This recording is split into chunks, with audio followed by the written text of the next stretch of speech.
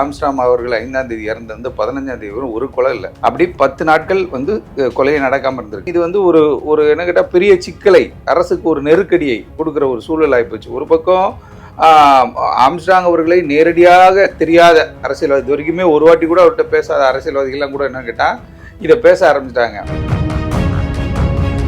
பகுதி செயலாளர் கொலை பண்ணாங்கன்னு கேள்விப்பட்டோம். மாவட்ட செயலாளர் பூண்டியில் ஒரு மர்டர் ஆச்சு. அதுக்கப்புறம் நிறைய கொலைகள் ஆச்சு. ஸ்ட்ரெயிட்டாக மாநில தலைமையே ஒரு இதை அடிக்கணும்னு சொல்லி பண்ணிட்டாங்க. அப்போ இது ஒரு பெரிய இம்பேக்டாக அரசியல்வாதிகள் மத்தியில் உருவாக்கிடுச்சு.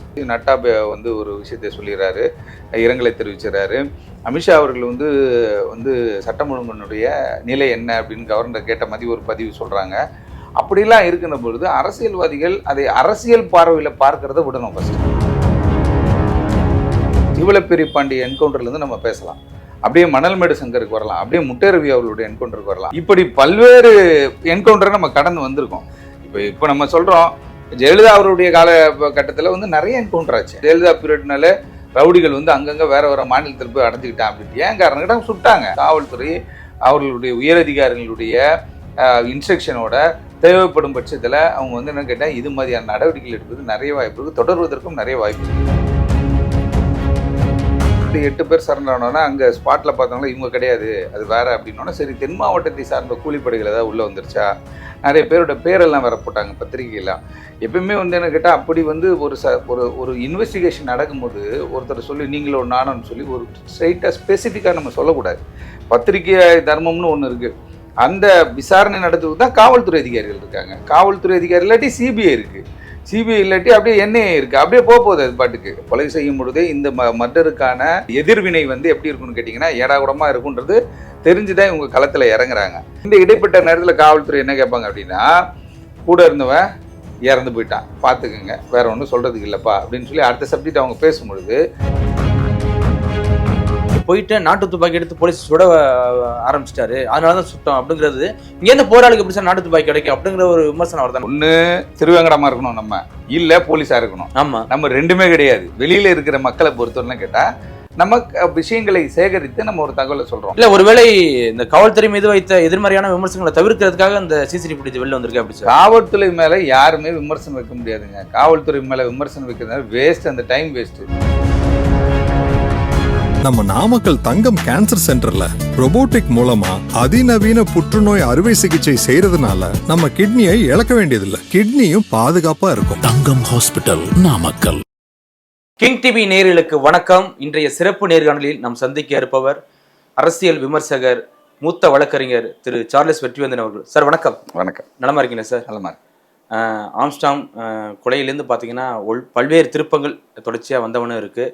நேற்று முன்தினம் பார்த்தீங்கன்னா அந்த ஆம்ஸ்ட்ராங் கொலையில் முக்கிய குற்றவாளியான திருவேங்கடம் நேற்று முந்தினாள் அதிகாலை 5:30 மணி அளவில் அவரை ஆம்ஸ்ட்ராங் கொலை பண்ணுறதுக்கு என்னென்ன தளவாடங்கள் பயன்படுத்தினாங்களோ அதெல்லாம் கொண்டு காட்டு அப்படின்னு சொல்லி இங்கேருந்து ஸ்பாட்டை கூட்டி போயிருக்காங்க. அந்த இடத்துல வச்சு என்கவுண்டர் பண்ணியிருக்காங்க காவல்துறை. இதை எப்படி பார்க்குறீங்க? இந்த என்கவுண்டருக்கான பின்னணி என்ன சார்? அதாவது ஜூலை மாதம் 5ஆம் தேதி பகுஜன் சமாஜ் கட்சியினுடைய மாநில தலைவர் ஆம்ஸ்ட்ராங் அவர்கள் கொடூரமான முறையில் படுகொலை செய்யப்பட்டார்.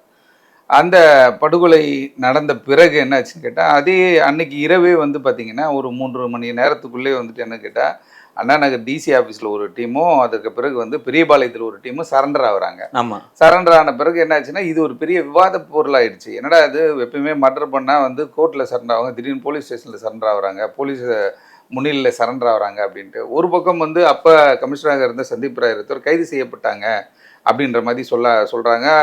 அஸ்ரா காருக்கும் அதை தான் சொன்னார். 2 ஒன்று தானங்க, கைது செய்தாலும் ஒன்று தான், இது ஒன்று தான்ற மாதிரியான விவாதங்கள்லாம் போயிட்டு இருந்துச்சு. அதற்கு பிறகு இந்த படுகொலை யார் செய்திருப்பாள் அப்படின்ற, இல்லை ஒரிஜினலாகவே இவங்க தான் அக்யூஸ்டாக. சரண்டர் ஆகும்போது 8 பேர் சரண்டர் ஆவாங்க, 5 பேர் ஒரு டீமாகவும் 3 பேர் ஒரு டீமாகவும் சரண்டர் ஆனாங்க. அதற்கு பிறகு உடனே இம்மீடியட்டாக இந்த விஷயம் என்னாச்சுன்னு கேட்டால் காட்டுத்தீ போல பரவுது. தமிழகம் தாண்டி என்ன ஆயிடுச்சுன்னு கேட்டிங்கன்னா இது ஒரு தேசிய அளவில் பேசப்படக்கூடிய ஒரு படுகொலை ஆயிடுச்சு. நிறைய கொலைகள் நம்ம பார்த்துருக்கோம். சுதந்திரத்திற்கு பிறகுலேருந்தே நம்ம சொல்லலாம். அத்தனை படுகொலைகள், எவ்வளோ படுகொலை நடந்திருக்கு, அரசியல் படுகொலை நடந்திருக்கு, பழிக்கு படியாக நடந்திருக்கு, மற்ற ஃபார்கைன்னு எவ்வளோ விஷயங்கள் நடந்திருக்கு. ஆனால் குறிப்பாக பகுஜன் சமாஜ் கட்சியினுடைய தேசிய தலைவர் ஆம்ஸ்ட்ராங் அவர்களுடைய படுகொலை ஒரு பெரிய இம்பேக்டை என்னன்னு கேட்டால் இந்த சட்டம் ஒழுங்கு விஷயத்தில் உருவாக்கியிருக்கு. அதே நேரத்தில் ரவுடிகள் மத்தியிலையும் என்னென்னு கேட்டால் இப்படிப்பட்ட ஒரு பெயர் சொல்லக்கூடிய ஒரு கட்சியினுடைய மாநில தலைவர், அவருக்குன்னு சொல்லிட்டு என்னன்னு கேட்டிங்கன்னா தேசிய கட்சி வேற. தேசிய கட்சி, அதுவும் இல்லாமல் கேட்டால் அவருக்குன்னான ஒரு கட்டமைப்பு, பெரிய கட்டமைப்பு, அதுவும் இல்லாமல் இந்தியாவில் இருக்கக்கூடிய அனைத்து அரசியல் கட்சிகளுடைய பிரதிநிதிகள் அப்படின்னு, அனைத்து அரசியல் கட்சின்னா மெயினாக இருக்கக்கூடிய காங்கிரஸ், திமுக, அப்புறம் பாஜக, அப்புறம் வந்துட்டு பகுஜன் சமாஜ் கட்சியினுடைய தேசிய தலைவரை ஸ்பாட்டு கொண்ட பெரிய பெரிய கட்சிகளுடைய தலைவர்கள், அவர்களுடைய பிரதிநிதிகள்லாம் வந்துட்டு அந்த இரங்கல் நிகழ்ச்சியில் பங்கு பெறக்கூடிய ஒரு சூழல் ஏற்பட்டுருச்சு. அப்படி வந்திருக்கும் போது ஜஸ்ட் லைக் தட் ஒரு மர்டர் நடக்கும் பார்த்தீங்களா, ரயில்வே ஸ்டேஷன். இன்னைக்கு கூட தண்டையார்பேட்டில் வந்து 2 பிரிவினர்கள், அதாவது 10 நாட்கள் ஆம்ஸ்ட்ராம் அவர்கள் 5ஆம் தேதி இறந்து 15ஆம் தேதி வரும் ஒரு கொலை இல்லை சென்னையில். இன்றைக்கி தான் வந்து நேற்று நைட்டு தான் நினைக்கிறேன் 10 நாள் அமைதியாக இருந்து நேற்று நைட்டு தண்டையார்பேட்டையில் வந்து ஒரு படுகொலை நடந்திருக்கு. 2 டீமுக்குள்ளே அடிக்கும் போது ஒரு டீம் செத்துட்டான், ஒரு பையன் செத்துட்டான். அப்படி 10 நாட்கள் வந்து கொலையை நடக்காமல் இருந்திருக்கு. அப்போ அதில் 2 என்கவுண்டர் மட்டும் நடந்திருக்கு. ஆனால் 2 என்கவுண்டர் நடந்திருக்கு. அதுக்குள்ளே நம்ம போவோம். இப்போ ஆம்ஸ்ட்ராங் அவருடைய படுகொலை ஒரு இம்பேக்டை கிரியேட் பண்ணோன்னா, அங்கே பகுஜன் சமாஜ் கட்சியினுடைய தேசிய தலைவர் என்ன பண்ணிட்டாங்க, சிபிஐ விசாரணை வேணுட்டாங்க. அந்த பக்கம் வந்து ஜலந்தர்லாம் ஆர்ப்பாட்டம், ஜலந்தர், உத்தரப்பிரதேஷ், டெல்லிகளெல்லாம் வந்து ஆர்ப்பாட்டங்கள் நடைபெற்றுச்சு. அது வந்து ஒரு அழுத்தத்தை வந்து மாநில அரசுக்கு கொடுக்குற மாதிரி ஒரு சூழல் ஏற்பட்டுருச்சு. அதுக்கப்புறம் முதல்வரும் போகிறாரு, போய் என்ன நாங்கள் பண்ணணுமோ அந்த நடவடிக்கை துரிதமாக எடுக்கிறாங்க அப்படின்ற மாதிரி சொல்லிட்டாரு. அரசியல் கட்சியினருடைய தலையீடு இதில் இருக்குமோ அப்படின்னு சொல்லி அங்கே எங்கன்னு சொல்லி எல்லாருமே சொல்ல ஆரம்பிச்சிட்டாங்க. இன்னொன்று என்ன கேட்டிங்கன்னா, நேரடியாக அவர் கூட உட்காந்து பார்த்த மாதிரி நிறைய பேர் என்ன சொல்கிறாங்கன்னா, ஆருத்ராவில் வந்து 5000 கோடி அதில் வந்து ஒரு பஞ்சாயத்து பண்ணார் அப்படி இப்படிலாம் சொல்கிறாங்க. ஆருத்ரா வழக்கை பொறுத்தவரையில் அது சிபிசிஐடி விசாரிச்சுட்டு இருக்காங்க, அது எல்லாருக்குமே தெரியும். அது வந்து அந்த வழக்கில் வந்துட்டு உள்ள புந்து யாரும் பண்ண முடியாது. அதுக்கான அதிகாரிகள் வந்து தனியாக ஒரு ஐபிஎஸ் அதிகாரியை போட்டு கமிஷன் ஆஃபீஸில் மனுக்கள் எல்லாம் பெற்றுக்கொண்டு இருந்தாங்க. அப்போ வழக்கு ஒரு ஐபிஎஸ் ஆஃபீஸர் தலைமையில் நடந்துகிட்டு இருக்கும்போது எப்படி ஒரு தேர்ட் பார்ட்டியாக இருக்கக்கூடிய வந்து பகுஜன் சமாஜ் கட்சியோட தலைவர் அதில் பஞ்சாயத்து பண்ணியிருப்பாருன்றது தெரியல. அது காவல்துறை தான் விளக்கணும். ஒன்று சப்சிக்வெண்ட்டாக பார்த்தா ஏற்கனவே இவங்க சரண்டர் ஆனவங்க என்ன சொல்கிறாங்கன்னு கேட்டால், 2023 பட்டினப்பாக்கத்தில் ஆற்காடு சுரேஷ் படுகொலை செய்யப்பட்டார். அந்த படுகொலைக்கும் இவருக்கும் வந்து தொடர்பு இருந்த மாதிரி ஒரு கன்ஃபெஷனில் அவங்க சொல்கிறாங்க அப்படின்ற மாதிரி சொன்னாங்க. அப்படின்னும் போது அந்த வழக்கில் கைது செய்யப்பட்டவர்களுக்கான ஒரு 12 பேர், அந்த 12 பேர் என்ன பண்ணுறாங்கன்னா சிறைக்கு அனுப்பப்பட்டு, கைது செய்யப்பட்டு சிறைக்கு அனுப்பப்பட்டு, குண்டர் தடுப்பு சட்டம் அவங்க மேலே போடப்பட்டு, அவங்க திருப்பி வெளில வந்துட்டு திருப்பி இந்த ஹோட்டலில் ஒரு 17 பேர் மாட்டினாங்க அப்படின்னு சொல்லிட்டு அண்ணா நகரில் எங்கள் பக்கத்தில் தான் இருக்குது. ஆமாம், அந்த வழக்கில் அவங்க திருப்பி சிறைக்கு போயிட்டாங்க. அப்படி இருக்கும்பொழுது அந்த வழக்கில் வந்து இவருடைய பேர் சொல்லும்போது அப்போ விசாரணை ஒழுங்காக நடைபெறவில்லையா அப்படின்ற ஒரு கேள்விக்குறி வருது. அப்போ அந்த விசாரணையினுடைய இது எப்படி இருந்துச்சு, இம்பேக்ட் எப்படி இருந்துச்சுன்றது தெரியல. அதனால என்ன பண்ணால் அப்போ இருக்க கமிஷனர் என்ன சொன்னார், சந்தீப் ராய் அந்த வழக்கு பற்றி, ஏன்னா அதை சொல்கிறாங்கன்னு அதையும் நம்ம எடுத்து தாங்க பார்க்க முடியுன்ற மாதிரி சொல்லியிருந்தார். அதுவும் இல்லாமல் இவர் பல தொழில் விஷயங்களிலும் தலையிட்டு இருந்தார்ன்றது எல்லாருக்குமே தெரிஞ்ச விஷயம். ஏன்னா ஒரு அரசியல் கட்சியினுடைய தலைவர் அவர் வந்து என்ன கேட்டிங்கன்னா பல்வேறு விஷயங்களை இப்போ வந்து இப்போ என்ன 24 ஹவர்ஸ் அரசியலை பண்ணுறாங்க எல்லா அரசியல் கிடையாது. ஆளாளுக்கு ஒரு வெர்ஷன் இருக்கும், ஒவ்வொரு வேலைகள் நடந்துட்டு தான் இருக்கும். அப்படிப்பட்ட சூழலில் இந்த படுகொலை நடந்த உடனே இந்த 8 பேர் சரண்டர் ஆனோன்னா அங்கே ஸ்பாட்டில் பார்த்தாங்களா இவங்க கிடையாது அது வேறு அப்படின்னோன்னா, சரி தென் மாவட்டத்தை சார்ந்த கூலிப்படைகள் ஏதாவது உள்ளே வந்துருச்சா, நிறைய பேரோட பேரெல்லாம் வேற போட்டாங்க பத்திரிகையெல்லாம். எப்பயுமே வந்து என்ன கேட்டால் அப்படி வந்து ஒரு இன்வெஸ்டிகேஷன் நடக்கும்போது ஒருத்தர் சொல்லி நீங்களும் நானும்னு சொல்லி ஒரு ஸ்ட்ரைட்டாக ஸ்பெசிஃபிக்காக நம்ம சொல்லக்கூடாது. பத்திரிகை தர்மம்னு ஒன்று இருக்குது. அந்த விசாரணை நடத்துக்கு தான் காவல்துறை அதிகாரிகள் இருக்காங்க. காவல்துறை அதிகாரி இல்லாட்டி சிபிஐ இருக்குது, சிபிஐ இல்லாட்டி அப்படியே என்ஐஏ இருக்குது. அப்படியே போகுது அது பாட்டுக்கு. ஆனால் இப்படி என்ஐஏன்னும் போது அது தீவிரவாத செயலுக்கு தான் வரப்போகிறாங்க. ஆனால் சப்சிக்வெண்ட்டாக நான் சொல்கிறேன், அப்படிப்பட்ட உச்சபட்ச அமைப்புகள்லாம் இருக்குது. இப்போ வந்து காவல்துறை விசாரிக்கிறாங்க, காவல்துறை விசாரிக்க அடுத்து சிபிசிஐடி போவோம், சிபிசிஐடியில் ஒரு தொய்வு ஏற்படுகின்ற பொழுது அடுத்து சிபிஐக்கு போவோம். இதில் பாதிக்கப்பட்டவர்கள் அடுத்த கட்டத்திற்கான விஷயங்களுக்கு போகலாம், அவங்க நீதிமன்றத்தை நடலாம். அப்படி ஒரு சூழல் இருக்குது. அப்படி இருக்கும் பொழுது இந்த 8 பேர் கைது செய்யப்பட்ட உடனே இல்லை சரண்டர் ஆன பிறகு என்ன சொல்லிட்டாங்கன்னு கேட்டிங்கன்னா, இவங்க இல்லை அப்படின்னு ஒரு பக்கம் பேச ஆரம்பித்தாங்க. இதில் ஒரு 4 பேர் கிடையாது, 5 பேர் கிடையாதுலாம் பேச ஆரம்பித்தாங்க. அப்புறம் காவல்துறை என்ன பண்ணுறாங்கன்னா, கைது அவங்கள பிடிச்ச உடனே என்ன பண்ணுறாங்கன்னா, எங்களுக்கு வந்து புழல் சிறையில் வந்து பாதுகாப்பு இல்லை, எங்களை வந்து பூந்தமல்லி சப்ஜெக்டில் போடுங்க அப்படின்னு சொல்லி கேட்குறாங்க. பூந்தமல்லி சப்ஜெக்டில் கொண்டு போய் போட்டுறாங்க. போட்ட உடனே காவல்துறை எப்பயுமே வந்துட்டு ஒரு அது திருட்டாக இருக்கட்டும், இல்லை கொலையாக இருக்கட்டும், ஏதோ ஒரு விஷயமாக இருந்து அவன் சரண்டர் ஆகுறாங்க இல்லை கைது செய்தால் கூட அந்த கிரிமினல் பேக்ரவுண்ட் எப்படி இருக்குது அப்படின்றதுக்காக என்ன பண்ணுவோன்னா, அதுவும் இல்லாமல் வழக்கினுடைய விஷயங்களை எடுப்பதற்காகவும் கேட்பதற்காகவும் என்ன பண்ணுவோன்னா அவங்கள வந்து கஸ்டடி எடுப்பாங்க. அப்படி கஸ்டடிக்காக ஒரு மனு போடுறாங்க. மனு போட்டு எங்களுக்கு 7 நாள் டைம் பண்ணு கேட்குறாங்க. எழும்பூர் நீதிமன்றத்தில் என்ன சொல்கிறாங்கன்னு கேட்டிங்கன்னா 5 நாள் கொடுக்குறாங்க. 5 நாளில் விசாரிச்சுருங்க, 7 நாள் எதுக்கு அப்படின்னு ஒரு 5 நாளை கொடுக்குறாங்க. அந்த 5 நாள் நேற்றோட முடிஞ்சிருச்சு. அது திங்கட்கிழமையோட முடியுது. 15/6/2024 அந்த 5 நாள் காவல் முடியுது. அந்த சூழல்ல என்ன ஆச்சுன்னு கேட்டா இந்த 5 நாள் காவல்ல 3 நாள் காவல் அந்த டைம் இருக்கும்போது என்ன பண்றாங்கன்னு கேட்டா ஒவ்வொருத்தரும் இந்த 10 தனிப்படை அமைக்கப்பட்டுச்சு இல்லையா, இந்த 10 தனிப்படையும் 10 பேரையும் தனியா கூட்டு போயிட்டாங்க. ஏன்னா ஒன்னா வச்சு தனித்தனியா என்கொயரி பண்ணாதான். ஏன்னா இது வந்து ஒரு ஒரு என்ன கேட்டா பெரிய சிக்கலை, அரசுக்கு ஒரு நெருக்கடியை கொடுக்குற ஒரு சூழல் ஆயிப்போச்சு. ஒரு பக்கம் ஆம்ஸ்ட்ராங் அவர்களை நேரடியாக தெரியாத அரசியல்வாதி, இது வரைக்குமே ஒரு வாட்டி கூட அவர்கிட்ட பேசாத அரசியல்வாதிகள்லாம் கூட என்ன கேட்டா இதை பேச ஆரம்பிச்சிட்டாங்க. முதல்வர் போயிட்டு வந்துட்ட பிறகு எடப்பாடி போயிட்டாரு, அதுவும் இல்லாமல் கேட்டிங்கன்னா அண்ணாமலை போயிட்டாரு. இப்படி போன பிறகு அரசியல் விஷயங்களும் இதில் பேசப்பட ஆரம்பிச்சு. ஏன்னா இது அரசியல் படுகொலை அப்படின்ட்டாங்க, ஆருத்ரா கொலை அப்படின்ட்டாங்க. இது எல்லாமே யார் இன்வெஸ்டிகேட் பண்ணோம்? அதிகாரிகள் சொல்லணும். அரசியல்வாதிகள் எப்படி சொல்ல முடியும்? ஆருத்ரா கொலைன்னு அரசியல்வாதி சொல்ல முடியாது, இவர் தான் செஞ்சார் அவர் தான் சொல்ல முடியாது. கைது செய்யப்பட்டவர்கள் விசாரிக்கப்பட்டார்கள். விசாரிச்சோன்னா அவங்க என்ன சொல்றாங்கன்னு கேட்டிங்கன்னா, நாங்கள் தான் ஒரு வீடியோ ஒன்று சண்டேவே வந்துட்டு என்ன கேட்டால், இப்போ ஞாயிற்றுக்கிழமை காலை ஒரு 6 மணி அளவில், அதுக்கு முன்னாடி எல்லாரும் கொண்டு போயிட்டாங்க இல்லையா, கொண்டு போய் தனித்தனியாக விசாரிக்கும் பொழுது ஏற்கனவே ஒரு சில வழக்கில் வந்து திருவேங்கடம் என்கவுண்டர் செய்யப்பட்ட திருவேங்கடம் சம்மந்தப்பட்டிருக்கிறார். பகுஜன் சமாஜ் கட்சியினுடைய இன்னொரு மாவட்ட தலைவர் வந்து ஏற்கனவே படுகொலை செய்யப்பட்ட வழக்கு இருக்கிறதா சொல்கிறாங்க காவல்துறை. அப்படி இருக்கும்போது அந்த வழக்குலையும் வந்துட்டு இவங்க பிளான் பண்ணது அந்த ஒரு கூடாரம் ஒன்று போட்டு வச்சுருந்தாங்க இல்லையா, வெஜிடேரியன் வில்லேஜ்னு சொல்லிட்டு. அது எங்கே இருக்குன்னு பார்த்தீங்கன்னா புழல் சிறைக்கு எதிரில் ஒரு ரோடு போவோம். அந்த ரோட்டில் நம்ம நேராக போனோம் அப்படின்னுக்கிட்ட வடபெரும்பாக்கம் ஜங்ஷன் டச் ஆகிற இடத்துல அந்த இடைப்பட்ட இடத்துல இருக்கிறது தான் வெஜிடேரியன் வில்லேஜ். அங்கே பார்த்தீங்கன்னா 100 மீட்டர்ஸ்க்கு ஒரு பங்களா டைப் வீடுங்க மாதிரி இருக்கும். நிறைய பேர் இன்வெஸ்ட்மெண்ட்டுக்கு அந்த சைடு நார்த் இந்தியன்ஸ்லாம் கொஞ்சம் நிறைய பேர் இருக்காங்க. அப்படி இப்படி இருக்கும். மாலை நேரங்களில் இந்த மது குடிப்பவங்க அப்படி தனியாக போய் உட்காந்து பேசிகிட்டு இருக்கவங்கலாம் அந்த இடத்துல போய் அப்படியே ப்ரைவசியாக இருக்கக்கூடிய ஒரு ஏரியா அது.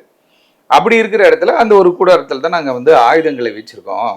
அங்கேருந்து தான் நாங்கள் பிளானை எக்ஸிக்யூட் பண்ணோம், எல்லாருமே இங்கே உட்காந்து தான் பேசணுன்ற மாதிரி காவல்துறைக்கு திருவேங்கடம் சொல்கிறார். திருவேங்கடத்தை பொறுத்தவரையில் என்னென்னு கேட்டிங்கன்னா, இந்த வழக்கினுடைய அந்த வீடியோவெல்லாம் பார்க்கின்ற போது முதல் வெட்டு திருவேங்கடத்துடைய வெட்டு. ஏன்னா அவர் வெட்டின பிறகு தான் அவர் கீழே சரிந்து விழுறாரு அப்படின்னு காவல்துறை ஒரு வீடியோவை போடுறாங்க.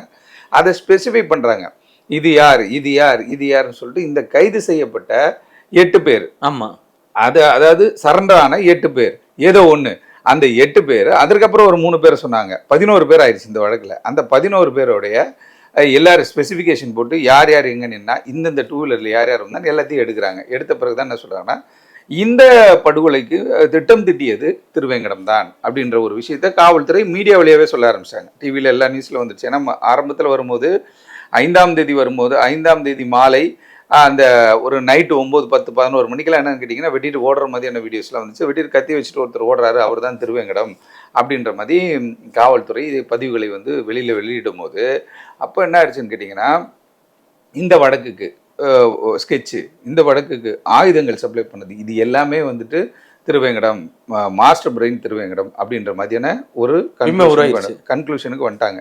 வந்துட்ட பிறகு இந்த ஆயுதங்களை எடுக்க போன இடத்துல நிறைய வழக்கு நம்ம என்கவுண்டர், சிவலப்பெரிய பாண்டிய என்கவுண்டர்லேருந்து நம்ம பேசலாம், அப்படியே மணல்மேடு சங்கருக்கு வரலாம், அப்படியே முட்டேரவி அவர்களுடைய என்கவுண்டருக்கு வரலாம். அதுக்கு பிறகு வந்து பார்த்திங்கன்னா மணல்மேடு சங்கருடைய இன்னொரு கூட்டாளி ஒருத்தர் வந்துட்டு திருச்சியில் படுகொலை செய்யப்பட்டார், விஜயகுமார் அது ஒரு பேர். அதற்கு பிறகு அப்படியே வந்தோன்னா கொம்பன் ஜெகன், முத்து சரவணன், சண்டே சதீஷ், அதுக்கப்புறம் வந்து பார்த்திங்கன்னா குள்ள விஸ்வா, இப்படி பல்வேறு என்கவுண்டரை நம்ம கடந்து வந்திருக்கோம். அப்படி வந்திருக்கும் போது என்கவுண்டர்னும் போது காவல்துறையை பொறுத்தவரையில்னு கேட்டிங்கன்னா இது எக்ஸ்ட்ரா ஜுடிஷியல் கில்லிங்ஸ்ன்னு இதை சொல்கிறாங்க. மனித உரிமை ஆணையமாக இருக்கட்டும், உச்சநீதிமன்றம் பல்வேறு கைட்லைன்ஸ் போட்டிருக்காங்க. அதுலேயே ஆனால் குறிப்பாக ஒரு விஷயத்தை சொல்கிறாங்க, காவல்துறை அதிகாரிகளை குற்றவாளி தாக்க முற்பட்டால் நீங்கள் தற்காப்புக்கு என்ன வேணால் பண்ணிக்கலாம். அந்த ஒரு பாயிண்ட் இருக்கு. சொராப்ஜுதீன் போலி என்கவுண்டர் கேஸ்லாம் நம்ம பார்த்துருக்கோம். அப்படி இருக்கும்போது அந்த வழக்கு பெரிய வழக்கு. அப்படி இருக்கும்போது என்கவுண்டர் பண்ணுறதுக்கு முன்னாடி 1000 முறை வந்து இதை எப்படி நம்ம நாளைக்கு ஆவணமாக ஆக்க முடியுன்றதை காவல்துறை பிளான் பண்ணோம். ஏன்னு கேட்டால் இது வந்து பாசிட்டிவாகவும் இருக்கும், நெகட்டிவாக இருக்கும். அப்படியே காவல்துறை திரும்ப வாய்ப்பு. ஆமாம், திரும்பவும் வாய்ப்பு இருக்குது. ஏன்னா வீரமணியோட அயோத்திக்கு இப்போ வீரமணியோடைய என்கவுண்டர்லேயே பார்த்தீங்கன்னா ஒரு சில அதிகாரிகளுக்கு சஸ்பென்ஷன் வரையும் போனாங்க. ஒரு 6 மாதம் சஸ்பென்ஷன், அது மாதிரி வந்து மனித உரிமை ஆணையங்கள் வந்து உத்தரவெல்லாம் போட்டிருந்தாங்க. பல்வேறு என்கவுண்டரில் அது மாதிரி விஷயங்கள் இருக்குது. அப்படி இருக்கும்போது என்கவுண்டர் செய்வது வந்து சட்டவிரோதமானது அப்படின்னு சொல்லி ஒரு பக்கம் ஒரு சாரார் குரல் கொடுங்க. ஆனால் ஒரு தேசிய கட்சியுடைய மாநில தலைவர் இப்போ 2 ஸ்டாண்டுங்க. அரசுக்கான நெருக்கடி என்னன்னு தெரியுமா? 2 ஸ்டாண்டு. அரசு வந்து குற்றவாளிகளை பிடிக்கல, குற்றவாளிகளை வந்து அப்படியே விட்டுறாங்க, இல்லை கொலை நடந்து அப்படியே அமைதியாக இருக்காங்க அப்படின்னு வச்சு என்னங்க இவங்க ஒரு என்கவுண்டர் கூட பண்ண மாட்டேன் அப்படின்னு சொல்கிறான். ஒரு பக்கம் பேசிக்கலாம், அன்னைக்கே பேசினா தானே. ஆமாம், அப்போ வந்து ஆங்காங்கே வந்து இது மாதிரி வந்து குற்றவாளிகள் மீது படப்படன்னு ஏதாவது ஒரு ஆக்ஷன் எடுத்தால் தான் சட்டம் ஒழுங்கு சரியாகும்னு ஒரு பக்கம் ஒரு விவாதம் நடக்குது. அதை போட்டும் பேச ஆரம்பிச்சிடறான். அப்போ பண்ணிட்ட பிறகு என்ன பண்ணுவாங்கன்னு கேட்டிங்கன்னா, உண்மையை மறைக்கிறதுக்கு சுட்டு தள்ளிட்டாங்க. ஆமா, இதுல நிறைய அரசியல்வாதிகள் தலையிட்டு இருந்தது மாதிரி சொல்லுவாங்க. அப்ப அந்த ஒரு ப்ரெஷர்ன்றது கவர்மெண்ட்டுக்கு இருந்துகிட்டே இருக்கும். அது ஒரு அழுத்தமாகவே இருந்துட்டு இருக்கும். அப்படி இருக்கும்போது காவல்துறை ஆய்வாளரை வந்து அவர் தாக்க முற்பட்டார்னு சொல்லிட்டு துப்பாக்கி எடுத்து சுட்டுறாங்க. சுட்ட பிறகு என்ன பண்ணாருன்னா அவர் அங்கேயே வந்து சுண்டு விழுந்து இறந்துடுறாரு. அதுக்கப்புறம் அந்த மருத்துவமனைக்கு கொண்டு போறாங்க. எப்பயுமே வந்து ஒரு என்கவுண்டர் நடந்துருச்சு அப்படின்னா உடனே அந்த இடத்துல வந்துட்டு அந்த ஜூரிசிக்ஷனல் நீதிபதி இருக்கார் இல்லையா, ஜேஎம், அவங்க போய் விசாரிப்பாங்க. அவங்க ஒரு ஸ்டேட்மெண்ட் எடுப்பாங்க. மருத்துவமனைக்கு போவாங்க, ஒரு ஸ்டேட்மெண்ட் எடுப்பாங்க. சப்சிக்வெண்ட்டாக தாசில்தார் வருவாங்க, விஏ வருவாங்க. இது ஒரு பெரிய ப்ரொசீஜர். இந்த ப்ரொசீஜர்லாம் ஏன்னா நாளைக்கு யார் வேணா கேள்வி கேட்கலாம். கண்டிப்பா. ஏன்னா கொம்பன் ஜெகன் அவர்களுடைய என்கவுண்டரே வந்து பார்த்தீங்கன்னா அந்த என்கவுண்டர் வந்துட்டு என்ன போலியான என்கவுண்டரு அப்படின்னு அவங்க ஃபேமிலிலாம் பேச ஆரம்பித்தாங்க. ஏன் இவர் நம்ம மணல்மேடு சங்கருடைய தாயார் கூட வந்து என்னன்னு கேட்டிங்கன்னா என்னுடைய மகனோட என்கவுண்டர் போலியானுக்கிட்ட வண்டி கவுந்துச்சுன்றாங்க, ஆனால் சுட்டுட்டேன்றாங்க, இன்னும் புரியல, இது வரைக்குமே அந்த என்கவுண்டர் மர்மமான முறையிலே இருக்குது அப்படின்ற மாதிரி சொன்னால் பல வழக்குகள் வந்து என்ன கேட்டிங்கன்னா இது மாதிரி குழப்பமாகவே சுற்றி விட்ட மாதிரியே இருக்கும். அப்படி இருக்கும்போது அரசு நடவடிக்கை எடுக்கணும் ஒரு பக்கம், அதே நேரத்தில் ஒரு பக்கம் என்னன்னு கேட்டிங்கன்னா இது எல்லாத்தையும் கூட ஃபேஸ் பண்ணணும் அப்படின்ற ஒரு சூழல். அப்போ பாதிக்கப்பட்ட இப்போ இதில் பாதிக்கப்படுறதாக அந்த வழக்கில் பாதிக்கப்பட்டது ஆம்ஸ்ட்ராங் அவர்களுடைய குடும்பம் பாதிக்கப்பட்டிருக்கிறது. ஆம்ஸ்ட்ராங் தன்னுடைய உயிரை இழந்துட்டார். அப்படி இருக்கும்பொழுது அந்த விசாரணை நடந்து கொண்டு இருக்கு. 3 நாள் விசாரணை ஏதோ ஒரு சப்ஜெக்ட் இவங்களுக்கு கிடைச்சிருக்கு. சப்ஜெக்ட் கிடைச்சிட்டு இதுல இன்னொரு செய்தியும் பரவுது சார். இப்ப இதுல வந்து கொலை செய்யப்பட்ட திரிவேங்கடத்துக்கும் அருளுக்கும் முக்கிய தொடர்பு இருக்கு. இதுக்கு எல்லாத்துக்கும் மூல காரணமே அருள் தான். ஆனா 2 பேரும் வாயை திறக்கல.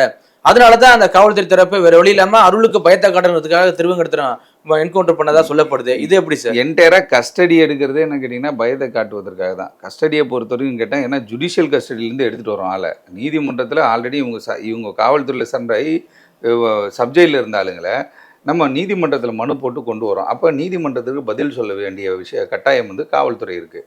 அப்போ இந்த அருளாக இருக்கட்டும், திருவேங்கடமாக இருக்கட்டும், இல்லை அது சப்சிக்வெண்ட்டாக இருக்கிற மற்ற 9 பேராக இருக்கட்டும், இந்த 9 பேரையும் தனித்தனியாக விசாரிக்கின்ற பொழுது அது வந்து ஒரு 1/2 மணி நேரம் நீங்கள் போய் சொல்லலாம், இல்லை ஒரு நாள் கூட நீங்கள் போய் சொல்லலாம், 2வது நாளும் போய் சொல்லலாம். ஆனால் 3வது நாள் வரும்பொழுதுன்னு கேட்டால் அந்த ட்ரீட்மெண்ட் எல்லாம் மாறும். அந்த ஏன்னா உயிர் இருக்கணும், மற்றபடி உங்களுக்கு பயங்கரமாக கொஸ்டின் கேட்பாங்க.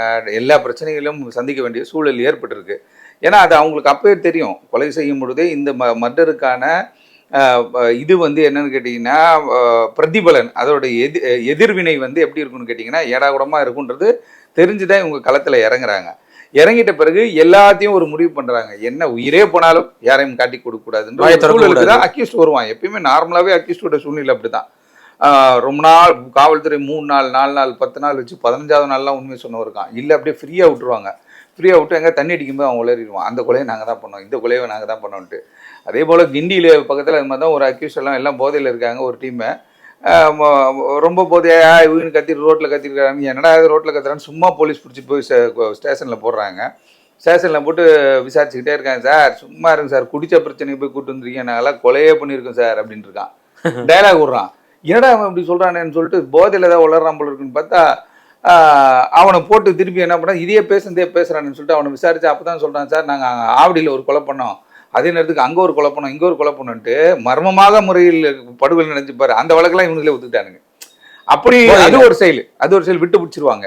அப்படி இருக்கும்போது இந்த வழக்கை பொறுத்தவரையிலும் இவங்க 2 பேர்கிட்ட தான் வந்து உண்மை இருக்கிறது, இவங்க 2 பேர்கிட்ட தான் பணப்புழக்கம் இருந்தது, இவங்க 2 பேர் தான் இதில் வந்து பிரெயினாக இருந்தாங்க அப்படின்றது காவல்துறையுடைய முக்கியமான ஒரு வாதமாக இருக்குது.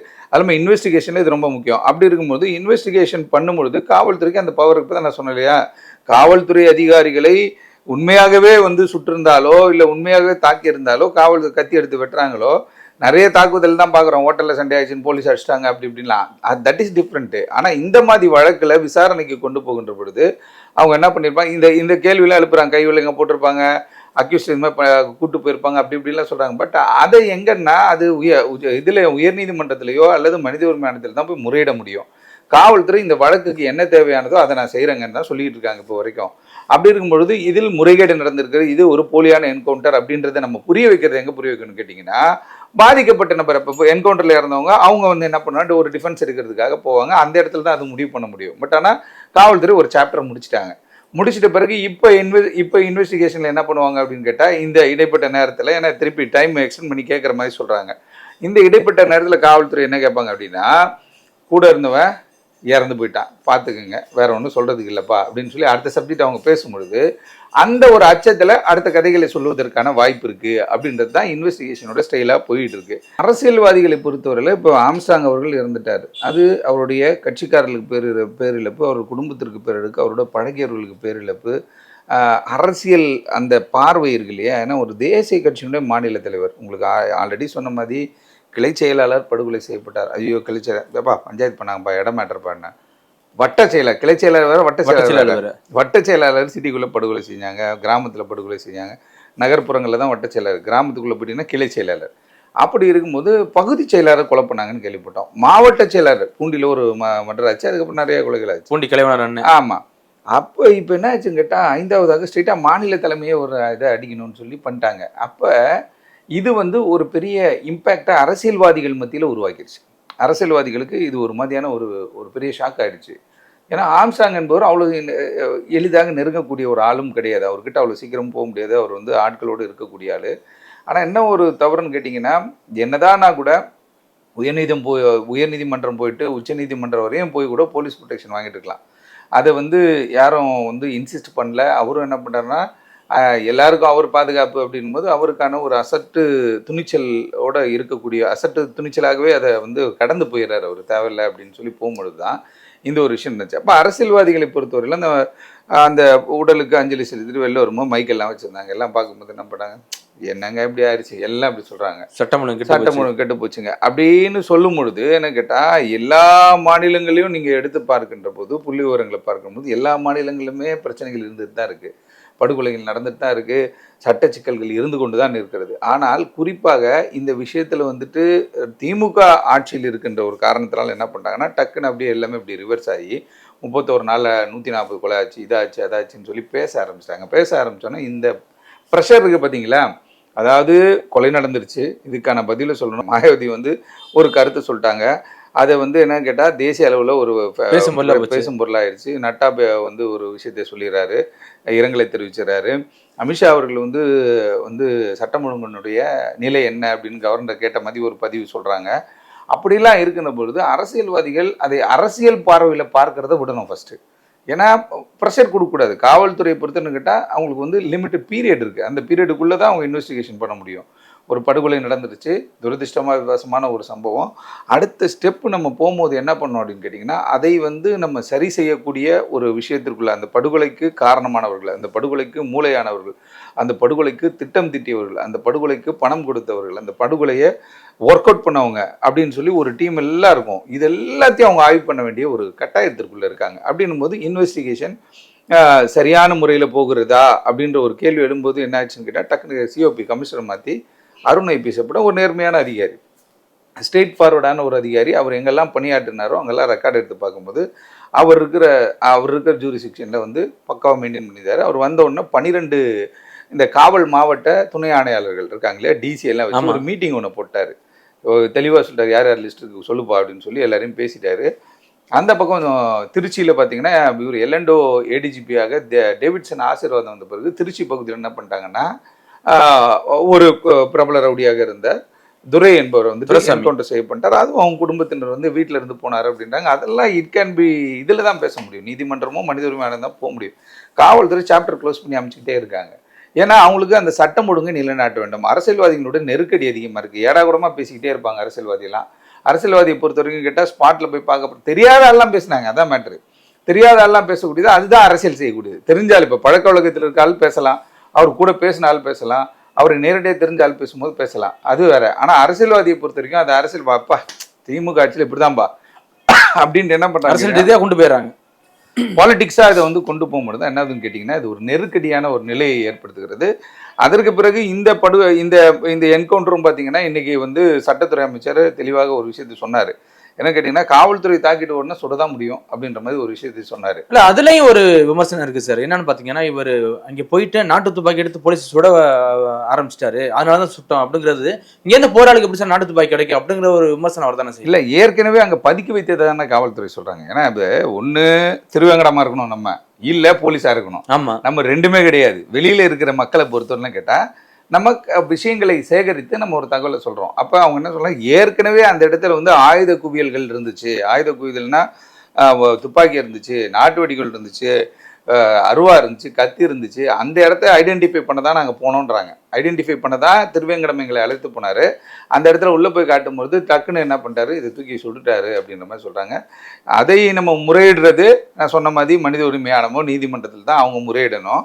மற்றபடி காவல்துறையுடைய வெர்ஷன் தானே, காவல்துறை இன்வெஸ்டிகேஷனில் அவங்க என்ன வேணால் ஸ்டெப்ஸ் எடுக்கலாம் அப்படின்ற மாதிரி இருக்குது. காவல்துறை உச்சநீதிமன்றமாக இருக்கட்டும், பல தீர்ப்புகள் நம்ம பார்க்கணும். காவல்துறைக்கு வந்து அச்சுறுத்தலை ஏற்படுத்துகின்ற வகையில் இருந்தாலோ, காவல்துறைக்கு தாக்குதலை ஏற்படுத்துகிற காவல்துறை அதிகாரிக்கு அப்போ அவங்க வந்து அவங்கள தற்காத்து கொள்வதற்கான முயற்சிகளில் ஈடுபடலான்னு சொல்கிறாங்க. அந்த ஒரு பாயிண்ட் வச்சு இவங்க போயிடுவாங்க. அதனால் அதை டிசைட் பண்ணக்கூடியது உச்சபட்ச அதிகாரம் படைத்த அமைப்புகள் தான் பண்ண முடியுமே தவிர, இந்த ஆசான் ஸ்டேஜ் பொறுத்த வரைக்கும் இந்த வழக்கில் மற்றும் இந்த பாருங்க, தமிழ்நாடு சென்னையில் இருக்கக்கூடிய பிரபல பல ரவுடிகள்லாம் காணாம போயிட்டாங்கன்றாங்க. அப்படி ஒரு சூழலை ஏற்படுத்துறாங்கன்னா, இது வந்து இந்த படுகொலையெல்லாம் நடப்பதற்கு முன்னதாகவே அங்கொன்றும் இங்கொன்றுமாக இது ஒரு சம்பவம் பண்ணியிருந்தா ஒரு மாதிரி தன்னிச்சிருக்கும்.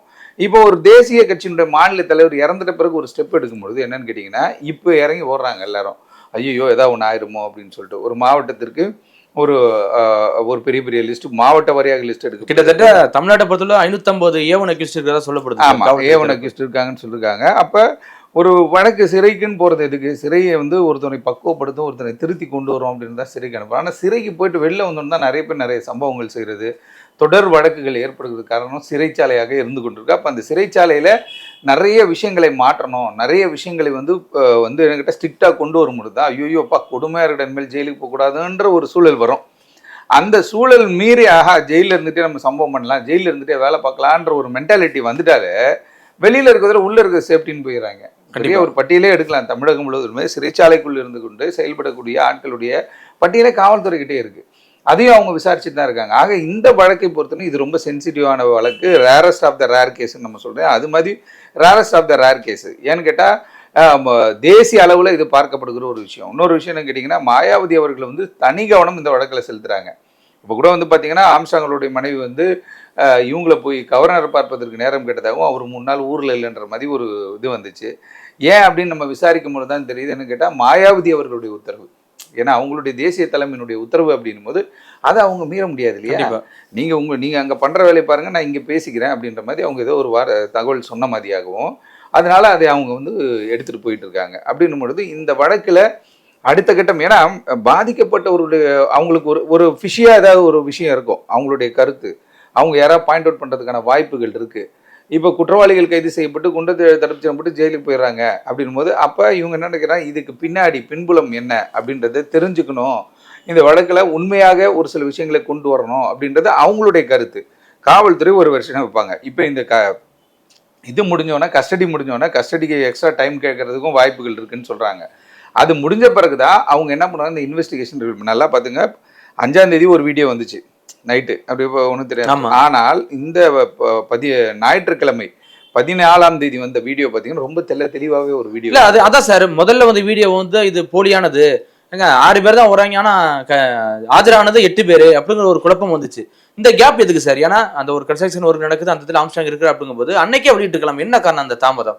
இதே ஒரு சந்தேகத்தை இல்லை, அந்த தாமதம் எதுக்குன்னு கேட்டால், இவங்க வந்து இப்போ தொடர்ச்சியாக பல்வேறு சிசிடிவியை பார்த்துருப்பாங்க. நிறைய இடங்களில் இந்த படுகொலை செய்ய அந்த கூலிப்படையை சார்ந்தவர்கள் அங்கேயும் நின்று ஃபோன் பேசுறது, அதுக்கப்புறம் ஒரு 5 கிலோமீட்டர் தாண்டி ஒரு கடைக்கிட்ட நிற்கிறது, ஒரு பைக்கில் நின்று ஃபோன் பேசுறது, இது எல்லா பதிவுகளையும் காவல்துறை எடுக்க வேண்டியது இருக்குது. பாதி பேர் கொடுக்க மாட்டான் சிசிடிவி ஃபுட்டேஜ். இங்கேயே நிறைய பேர் இருக்கான், எப்பா ஒரு அம்மா அது செயினை எடுத்துகிட்டு போயிட்டாங்கப்பா, சிசிடிவி காட்டினா சிசிடிவி வேலை செய்யலைன்றவான். ஏன்னா நாளைக்கு இவனை கூப்பிடுவோம், அந்த டிவிஆர் எடுத்துருவானுவோம் அப்படின்றதுக்காக சொல்லிடுவானுங்க. அப்படி இருக்கும் பொழுது என்னன்னு கேட்டால் பல பேர் பயந்துக்கிட்டு கேமரா சிசிடிவி வேலை செய்யலைங்கன்றுவான்.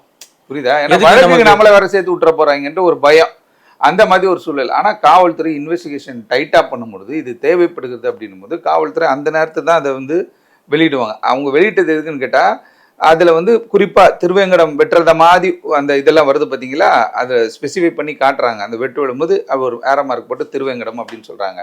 அதை காட்டிட்ட பிறகு தான் என்ன பண்ணுறாங்க, இவர் தான் அதுக்கு மூல காரணம், இந்த வழக்கில் இவங்க எல்லாம் சம்மந்தப்பட்டாங்க அப்படின்றதுக்கு, வெளியாட்கள் இல்லை, அது வந்து இவங்களே பண்ண கொலை தான் அப்படின்றது காட்டுவதற்காகவே காவல்துறை அந்த வீடியோ வெளியிட்டு. இல்லை, ஒருவேளை இந்த காவல்துறை மீது வைத்த எதிர்மறையான விமர்சனங்களை தவிர்க்கிறதுக்காக அந்த சிசிடிவி ஃபுட்டேஜ் வெளில வந்திருக்கு. அப்படி சார், காவல்துறை மேலே யாருமே விமர்சனம் வைக்க முடியாதுங்க. காவல்துறை மேலே விமர்சனம் வைக்கிறதுனால வேஸ்ட், அந்த டைம் வேஸ்ட்டு. ஏன்னா காவல்துறை இப்போ நீங்கள் சிபிஐக்கே வழக்கு போனாலும் ஆவணங்களையும் இந்த சப்ஜெக்டையும் யார் எடுத்து கொடுக்குறது? எனி டவுட் வந்து யார் கேட்குறது? லோக்கல் போலீஸ் தானே கேட்க முடியும், சென்னை போலீஸ் தானே கேட்க முடியும். அப்படின்னும் போது காவல்துறை வந்து இதில் எந்த விதமான விஷயங்களையும் பண்ண முடியாது. காவல்துறை கரெக்டான முறையில் தான் போய்கிட்டு இருக்காங்க.